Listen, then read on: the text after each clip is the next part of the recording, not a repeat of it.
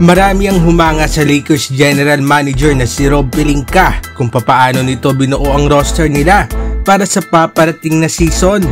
May kita nga kasi mga idol na balanse nga ang pagkakabuo nito at ang pinakamalalim nga na posisyon ay ang point guard. Marami nga kasi sa Lakers roster ang pwede nga mag point guard sa kupunan. Andyan sina Austin Reeves, D'Angelo Russell, Gabe Vincent, Jalen Hood-Schifino at kahit itong si LeBron. Kaya tara mga idol at pag-usapan natin kung papaano nga magiging rotation ng Los Angeles Lakers sa kanilang guard position. Unahin natin mga idol ang starting guards. Dito nga ay malamang na magsasabay sina LeBron, D'Lo at Reeves.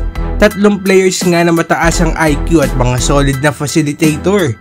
Kahit sino nga sa tatlo ang may hawak ng bola sa isang play ay siguradong makaagawa nga sila ng paraan para makapag-execute. Maganda pa nga rito mga idol ay mga shooters nga rin itong sina Reeves at D'Lo. It means na pwede nga maging off-ball player ang dalawa habang itong si LeBron mga idol ang magtitipon ng opensa na madalas nga nating nakikita na ginagawa ng Lakers. Lalo na ngayon na probably ay magkakaroon na nga ang Lakers ng Twin Towers sa starting lineup. Mas madali nga para kay LeBron na mag-drive sa loob at gumawa ng magagandang kick-out passes. Kapag umupo naman ang tatlong ito ay pwedeng ipasok ng Lakers sina Gabe Vincent at Jalen Hood-Schifino. Though dahil malalim nga ang lineup ng Lakers ay kakailanganin nga ni Schifino na makipag-agawa ng minuto. Sa kabilang banda, Gabe Vincent shows his passing ability last season kasama nga ang Miami Heat.